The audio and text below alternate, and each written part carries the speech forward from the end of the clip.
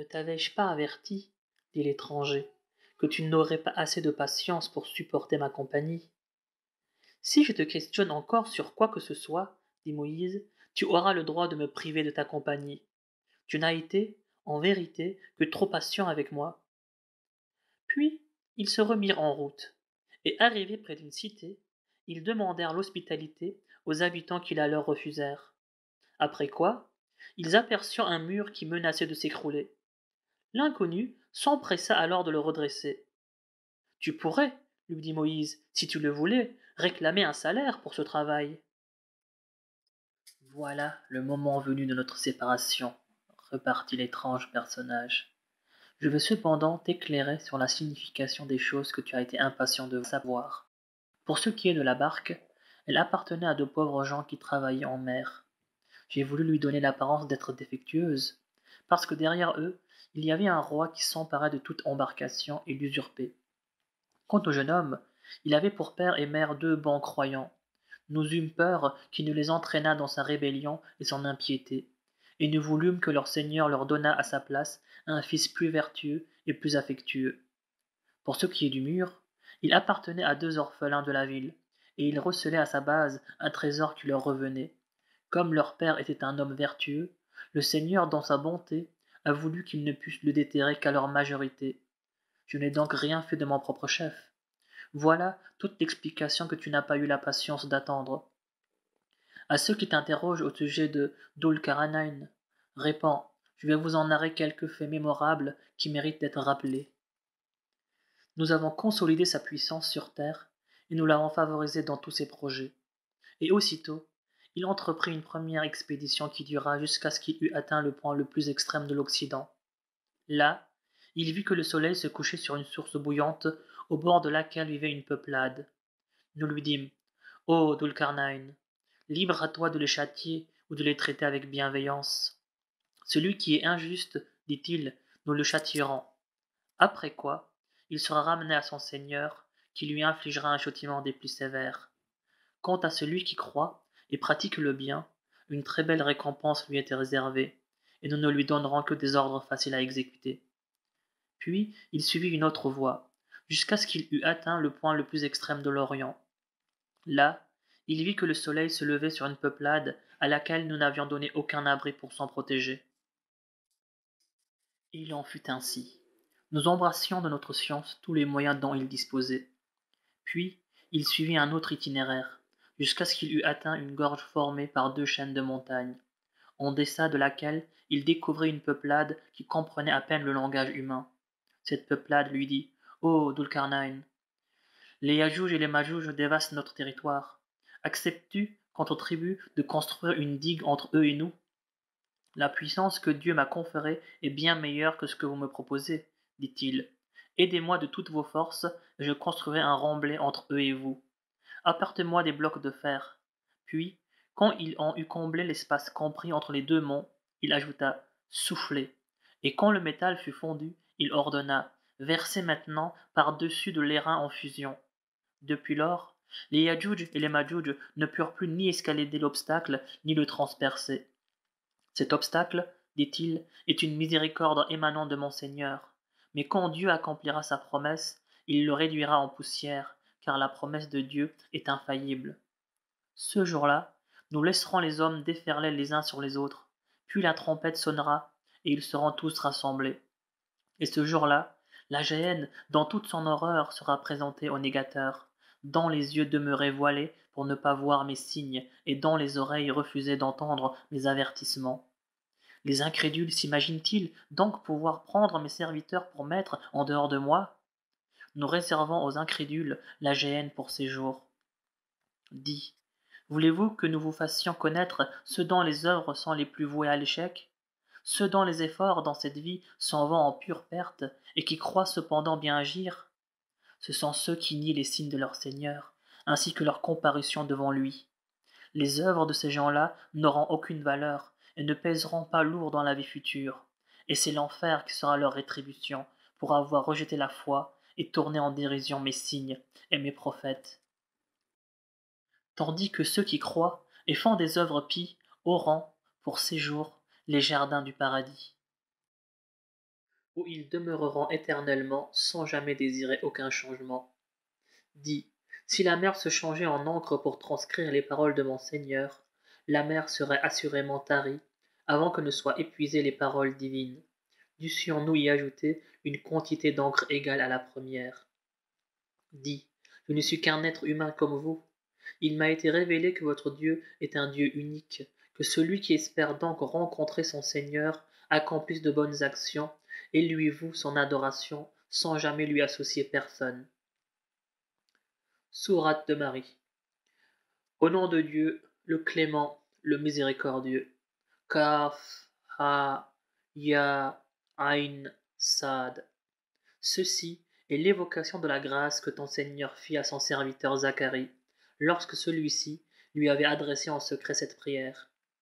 Seigneur, dit-il, mes forces déclinent, ma chevelure s'illumine de blancheur, et jamais, Seigneur, je n'ai été déçu en t'adressant mes prières.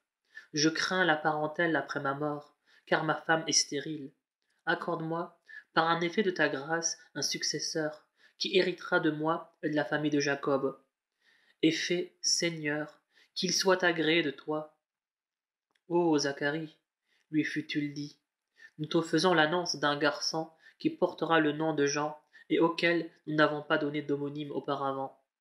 Comment, Seigneur, pourrais-je, dit Zacharie, avoir un fils quand mon épouse est stérile et que moi-même j'ai atteint l'âge de la décrépitude? Il lui fut répondu, ton Seigneur a dit, il en sera ainsi. Rien de plus facile pour moi. Et toi-même, tu n'étais rien quand je t'ai créé. Seigneur, reprit Zacharie, donne-moi un signe de cet événement. Ton signe, lui fut-il dit, sera que tu ne pourras pas parler aux gens durant 3 jours, quoique bien portant. Zacharie quitta alors le sanctuaire, et se dirigeant vers les siens, il les invita à prier matin et soir. Ô Jean, applique-toi à l'étude du livre avec ferveur. Et nous lui donnâmes dès son enfance la sagesse, ainsi que la tendresse et la pureté, par un effet de notre grâce. Il craignait Dieu, il était plein de piété filiale pour ses parents, et il n'était ni violent ni désobéissant.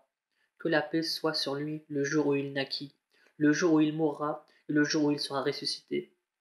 Rappelle aussi l'histoire de Marie, telle qu'il est fait mention dans le Coran, lorsqu'elle se retira en un endroit situé à l'est, loin de sa famille, et étendit un voile entre elle et les siens. C'est alors que nous lui envoyâmes notre esprit, qui se présenta à elle sous la forme d'un homme accompli. Elle lui dit, je cherche refuge contre toi, auprès du tout miséricordieux, si tant est que tu le craignes. Je ne suis, dit-il, qu'un envoyé de ton Seigneur, chargé de te faire présent d'un garçon immaculé. Comment, s'étonna-t-elle, pourrais-je avoir un enfant alors qu'aucun être humain ne m'a jamais touché et que je n'ai jamais été une femme de mœurs légères? Il lui fut répondu, ainsi en a décidé ton Seigneur qui a dit, rien n'est plus facile pour moi. Nous ferons de cet enfant un signe pour les hommes et une miséricorde émanant de nous. Et il en fut ainsi. Elle devint donc enceinte de l'enfant et se retira avec lui en un lieu éloigné. Puis, saisie par les douleurs de l'accouchement, elle s'adossa au tronc d'un palmier en s'écriant, plût à Dieu que je fusse morte et oubliée bien avant cet instant. Une voix l'appelait alors du dessous d'elle. Ne t'afflige point. Ton Seigneur a fait jaillir un ruisseau à tes pieds. Secoue vers toi le tronc du palmier. Il en tombera sur toi des dattes mûres et succulentes. Mange, bois et réjouis-toi. S'il t'arrive de voir quelqu'un, dis-lui, j'ai fait vœu d'un jeûne au tout miséricordieux. Je ne parlerai donc aujourd'hui à aucun être humain. Puis elle revint auprès des siens, avec l'enfant dans ses bras. Ô Marie, lui dirent-ils, quel acte monstrueux as-tu commis là? Ô sœur d'Aaron, ton père n'a jamais été un homme dépravé, ni ta mère une femme prostituée. Marie leur fit signe de s'adresser à l'enfant. Est-il possible, s'étonnèrent-ils, de parler à un enfant encore au berceau? Je suis, dit l'enfant, un serviteur de Dieu. Il m'a donné l'écriture et a fait de moi un prophète. Il a fait de moi un être béni où que je sois. Il m'a ordonné de pratiquer la salate et la zakat ma vie durant, ainsi que d'être bon envers ma mère. Et il n'a point fait de moi un être violent ni méchant. Que la paix soit sur moi le jour où je naquis, le jour où je mourrai et le jour où je serai ressuscité. Tel est, en toute vérité, Jésus, fils de Marie, qui fait encore l'objet de tant de querelles. Il est inconcevable que Dieu se donne un fils. Sa gloire ne saurait y consentir. En vérité, quand il décide une chose, il lui suffit de dire soit, et la chose est. En vérité, Dieu est mon Seigneur et le vôtre. Adorez-le. Telle est la voie de la rectitude. Par la suite, les factions divergèrent entre elles. Malheur donc aux négateurs, lors de leur comparution en un jour terrifiant. Comme ils entendront bien, et comme ils seront clairvoyants le jour où ils se présenteront devant nous. Mais aujourd'hui, les injustes sont dans un égarement évident. Préviens-les du jour des regrets, quand on aura irrévocablement prononcé les arrêts, alors qu'ils vivent encore dans l'insouciance et l'impiété. C'est nous qui hériterons de la terre et de tout ce qu'elle porte, et c'est à nous qu'ils feront tous retour. Et rappelle l'histoire d'Abraham, telle qu'elle se trouve dans le Coran. C'était un homme véridique et un prophète, quand il dit à son père, « Cher père, pourquoi adores-tu ce qui ne peut ni entendre, ni voir, ni t'être d'aucun secours? Cher père, j'ai reçu une part de science qui ne t'est point parvenue. Suis-moi, je te guiderai vers le droit chemin. Cher père, n'adore pas Satan, car Satan a toujours été rebelle au miséricordieux. Cher père, je crains qu'un châtiment du tout clément ne vienne te frapper et que tu ne deviennes un suppôt du démon. Serais-tu hostile à mes divinités? Rétorqua son père. Ô Abraham, si tu ne cesses pas de les dénigrer, je te ferai lapider, et maintenant disparais de ma vue, et pour bien longtemps. Adieu, répondit Abraham. J'implorerai en ta faveur le pardon de mon Seigneur, car il a toujours été bienveillant à mon égard.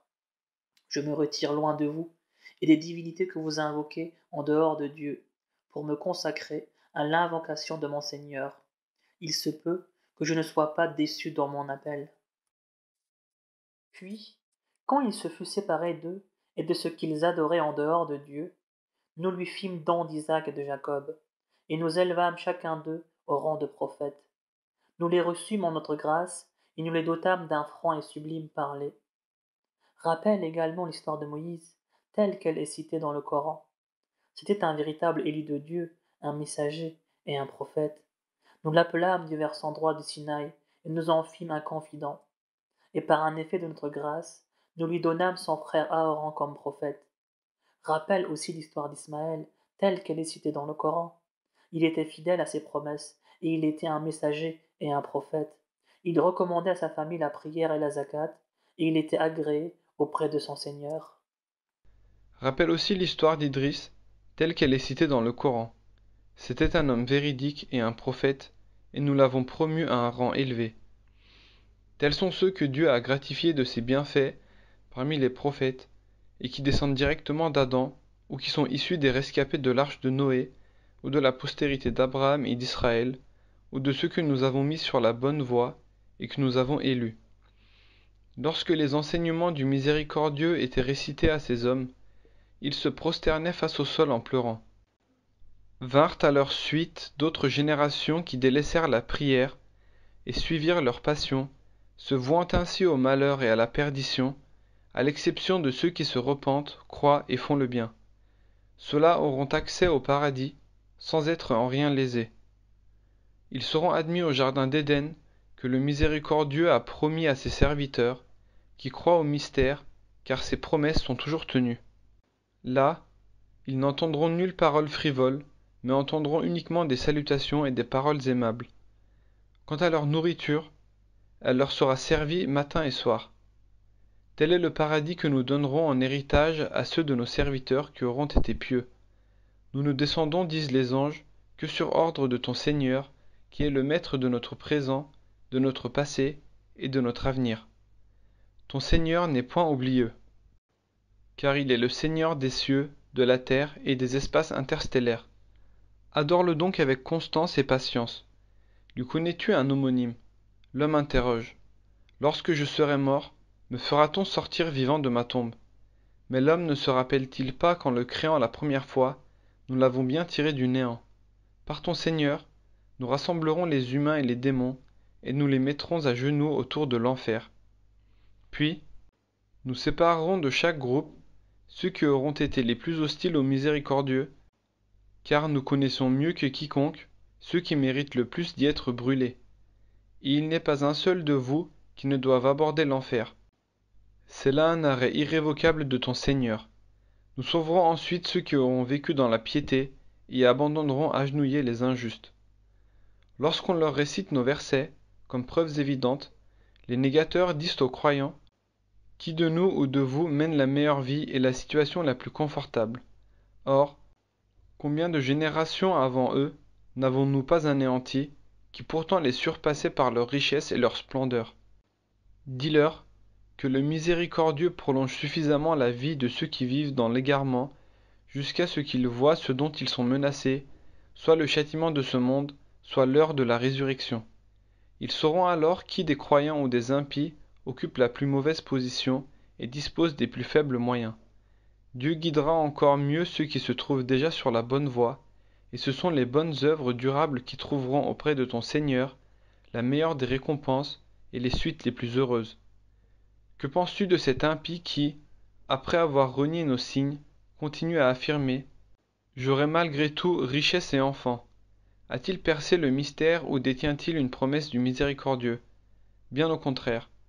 Nous inscrirons ses propos et nous prolongerons en durée son châtiment. C'est nous qui hériterons des richesses et des enfants dont il parle. Quant à lui, il comparaîtra devant nous, tout seul. Les hommes adoptent des divinités en dehors de Dieu, dans l'espoir d'accroître leur puissance. Quelle erreur! Ces divinités renieront un jour leurs adorateurs, et seront pour eux des adversaires. Ne vois-tu pas que nous envoyons les démons à l'assaut des négateurs, pour les inciter à la révolte?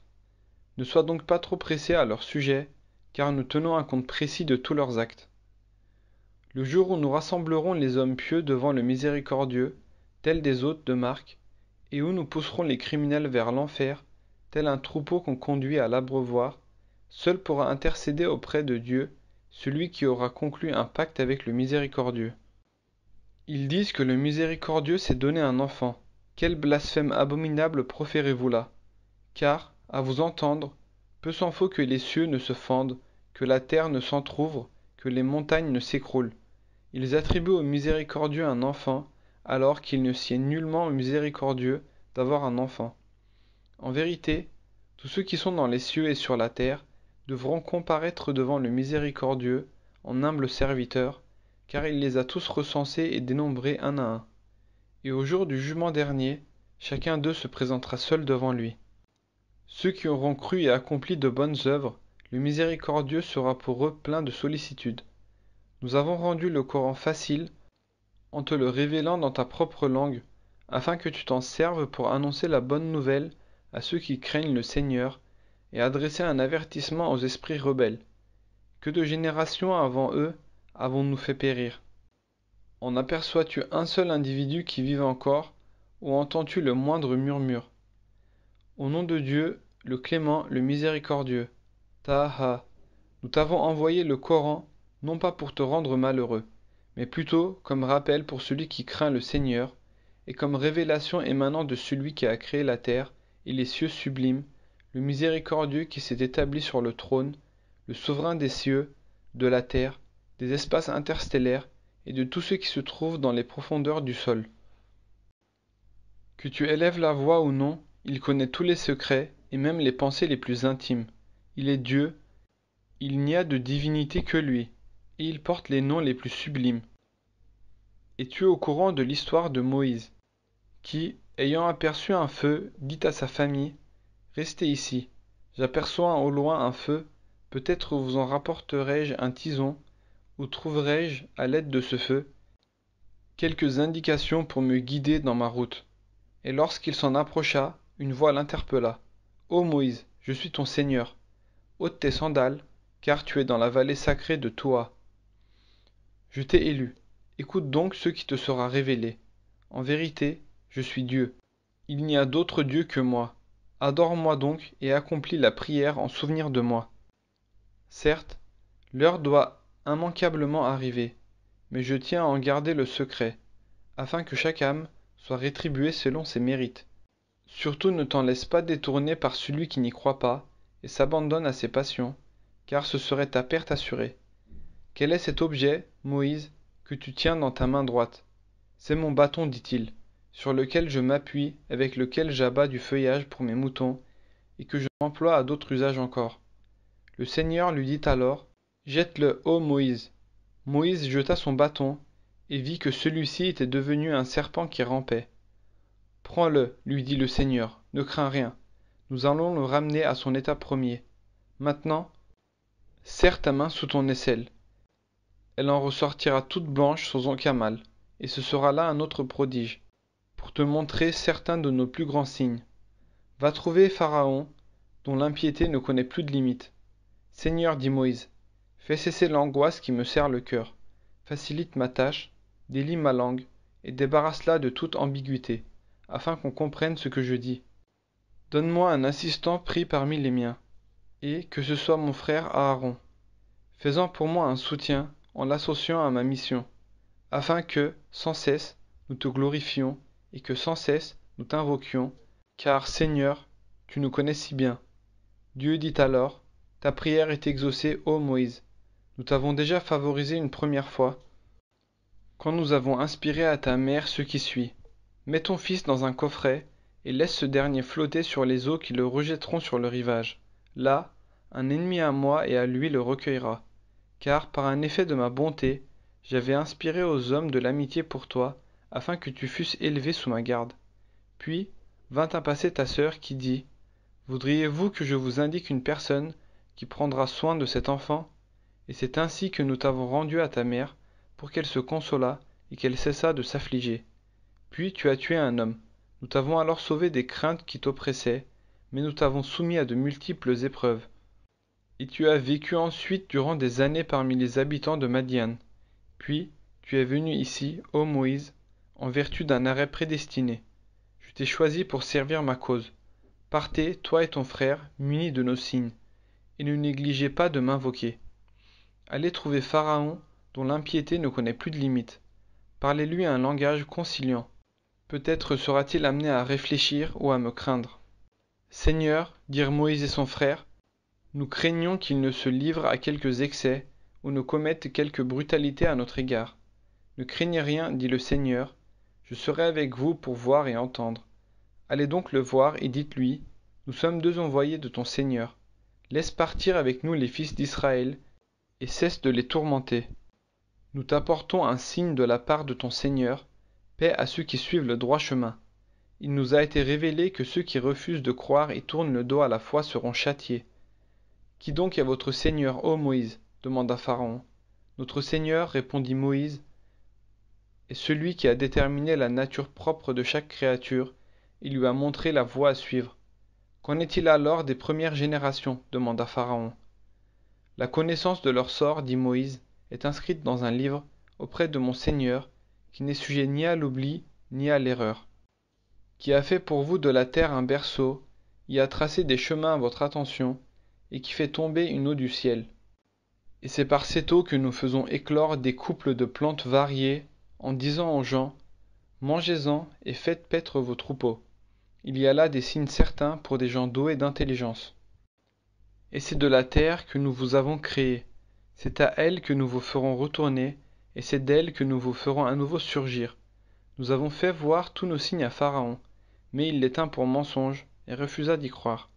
Ô Moïse, dit-il, es-tu venu chez nous pour nous chasser par ta magie de notre pays?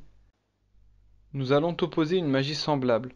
Fixe donc entre toi et nous un rendez-vous auquel ni toi ni nous ne manquerons, en un lieu convenable.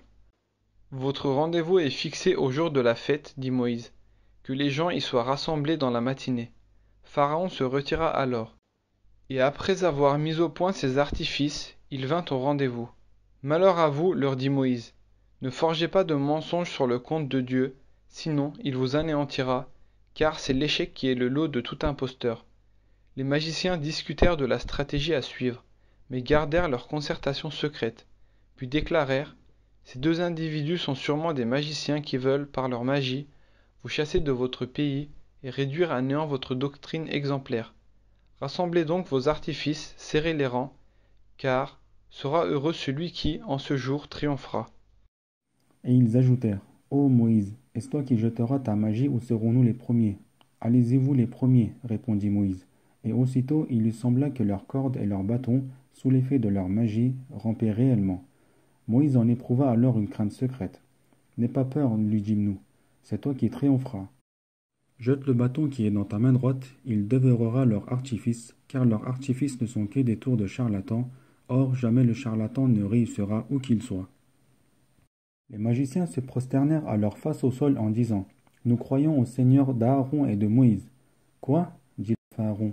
Vous vous êtes ralliés à Moïse sans prendre mon accord? C'est sans doute lui votre chef, qui vous a enseigné la magie. Je vais vous faire couper les mains et les pieds en ordre croisé, et vous faire crucifier sur des troncs de palmiers. Et vous saurez alors qui de nous dispose du châtiment le plus sévère et le plus durable. Jamais, répliquèrent les magiciens, nous ne te préférerons à ce qui nous est parvenu comme preuve évidente, ni à celui qui nous a créés. Prends donc la décision que tu veux prendre. Je ne peux décider que des choses de ce bas monde. Oui, nous croyons en notre Seigneur, afin qu'il nous pardonne nos erreurs ainsi que la pratique de la magie à laquelle tu nous as contraints, car Dieu est meilleur et éternel. En vérité, celui qui se présentera devant son Dieu chargé de crimes aura pour récompense la géhenne, où il demeurera entre la vie et la mort.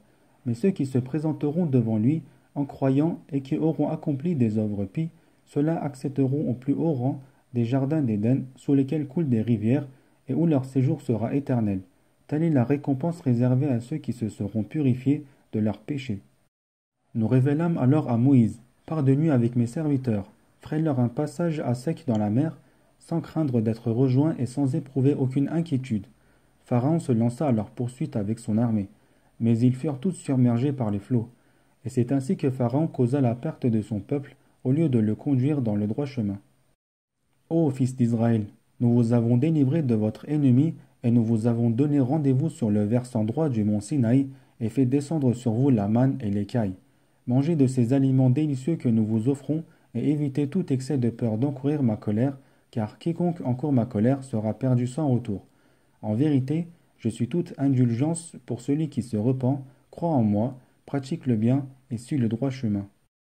Pourquoi, Moïse, t'es-tu hâté de t'éloigner de ton peuple? Ils suivent mes pas, dit Moïse. Je me suis hâté vers toi, Seigneur, pour que tu sois satisfait de moi. Le Seigneur dit alors, Nous avons mis à l'épreuve ton peuple après ton départ, et le Samaritain les a égarés. Courroucé et plein d'amertume, Moïse revint vers son peuple. Ô mon peuple, s'écria-t-il, votre Seigneur ne vous a-t-il pas fait une belle promesse? Avez-vous trouvé cette promesse trop longue à se réaliser? Ou avez-vous voulu que la colère de Dieu s'abatte sur vous pour avoir trahi votre engagement envers moi? Nous n'avons pas manqué à notre engagement envers toi, répondirent-ils, de notre propre gré. Mais on nous a fait porter des charges de bijoux appartenant au peuple de Pharaon. Nous les avons jetés au feu, le Samaritain en a fait de même, et il leur a fait sortir des flammes un veau sous forme d'un corps mugissant. Et aussitôt l'assistant s'est mis à crier. Voilà votre Dieu et celui de Moïse qu'il a tout simplement oublié. Quoi? Ne voyait-il pas que ce veau était incapable de leur répondre et qu'il ne pouvait ni leur nuire ni leur être utile? Pourtant, Aaron leur avait bien dit auparavant, « Ô mon peuple, ce veau n'est qu'une tentation pour vous, car votre vrai Seigneur est le miséricordieux. Suivez-moi et obéissez à mes ordres. » Nous ne cesserons pas de l'adorer, avait-il répliqué, tant que Moïse ne sera pas de retour parmi nous. Dès son retour, Moïse s'adressa à son frère. « Ô Aaron, qui t'a empêché, lorsque tu les as vus prendre le chemin de l'erreur, de me rejoindre? Est-ce par désobéissance à mes ordres? » « Ô fils de ma mère, dit Aaron, ne me prends ni par la barbe ni par la tête. J'ai simplement craint que tu ne m'accuses d'avoir jeté la discorde entre les fils d'Israël et de n'avoir pas observé tes recommandations. »« Et toi, Samaritain, dit Moïse, quelle raison t'a poussé à agir ainsi? J'ai vu, dit-il, ce qu'ils n'ont pas vu. J'ai alors pris une poignée de la trace de l'envoyé et je l'ai jetée selon ce que mon âme m'a suggéré. Va-t'en, lui dit Moïse. Ton lot dans cette vie sera de dire à quiconque te rencontrera, ne me touche pas, sans parler du rendez-vous qui t'est fixé pour l'autre monde et auquel rien ne pourra te soustraire. Considère ton Dieu que tu as tant adoré avec assiduité. Nous allons le brûler en totalité et en éparpiller les cendres dans la mer. En vérité, votre Dieu est Dieu l'unique, en dehors de qui il n'y a point de divinité. Il embrasse de sa science toutes choses. Ainsi, nous te contons certains récits des temps révolus, et c'est bien un rappel de notre part que nous t'apportons. Ceux qui s'en détournent comparaîtront au jour de la résurrection chargés d'un lourd fardeau qu'ils auront à supporter éternellement. Et quelle pénible charge sera la leur le jour de la résurrection! Le jour où la trompette sonnera, nous rassemblerons les coupables qui, les yeux cernés de peur, chuchoteront entre eux. Vous n'êtes restés sur terre que 10 jours, et nous comprendrons parfaitement ce que voudront dire les plus sensés d'entre eux quand ils répliqueront. En réalité, vous n'y êtes restés qu'un seul jour. Ils t'interrogeront sur les montagnes, dis-leur. Mon Seigneur les réduira en poussière et ne laissera à leur place qu'un bas-fond aplani où on ne verra plus ni ondulation ni relief. Ce jour-là, les hommes suivront sans détour l'appel du héros, et les voix se feront basses devant le miséricordieux. On n'entendra plus que des chuchotements. Ce jour-là, aucune intercession ne sera acceptée, à moins qu'elle n'émane de ceux que le miséricordieux aura autorisés et dont il aura agréé la parole. Dieu embrasse de sa science le passé et l'avenir des hommes, alors que la science de ces derniers ne peut le concevoir. Et les fronts se courberont tout bas devant l'Éternel, l'immuable. Malheur donc à ceux qui se présenteront chargés d'iniquité. Celui qui aura pratiqué le bien en étant croyant n'aura à craindre ni injustice ni frustration.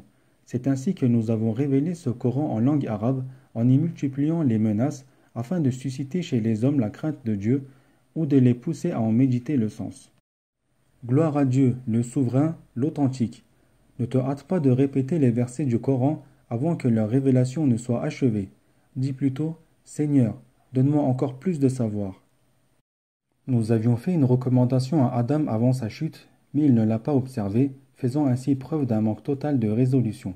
Lorsque nous ordonnâmes aux anges de se prosterner devant Adam, ils se prosternèrent tous, sauf Satan qui s'y refusa. Nous dîmes alors, Ô Adam, cet être est un ennemi pour toi et pour ton épouse. Prenez garde qu'il ne vous fasse pas chasser du paradis, car ce serait un grand malheur pour toi. Au paradis, tu ne connaîtras ni la faim ni la nudité, tu n'y souffriras ni de la soif ni de l'ardeur du soleil. Mais Satan le tenta en lui disant, Ô Adam, veux-tu que je te montre l'arbre de l'immortalité et un royaume impérissable? Adam et Ève mangèrent alors du fruit défendu, et aussitôt leur apparut leur nudité, qu'ils essayèrent de cacher avec le feuillage du paradis. Adam désobéit ainsi à son Seigneur et se trouva égaré. Puis son Seigneur le ramena à lui, accepta son repentir et le remit sur le droit chemin. Quittez tous ces lieux, dit le Seigneur, vous serez ennemis les uns des autres. Attendez-vous à recevoir mes directives. Celui qui les suivra ne sera ni égaré ni malheureux, tandis que celui qui s'en détournera mènera une vie pleine d'amertume et sera frappé de cécité lorsque nous le ressusciterons le jour du jugement dernier. Seigneur, dira-t-il, pourquoi m'es-tu ressuscité aveugle alors que sur terre je voyais? Il en est ainsi, lui dira le Seigneur, nous t'avons bien envoyé nos preuves et tu les as négligées. Eh bien, c'est ton tour, à toi d'être négligé. C'est ainsi que nous rétribuons celui qui aura commis des excès et n'aura pas cru au signe de son Seigneur. Certes, le châtiment de la vie future est plus terrible encore et plus durable. N'ont-ils pas été suffisamment édifiés par les nombreuses générations que nous avions déjà fait périr avant eux et dont ils foulent aujourd'hui l'endroit où s'élevait leur demeure? N'y a-t-il pas là des signes pour des hommes doués d'intelligence?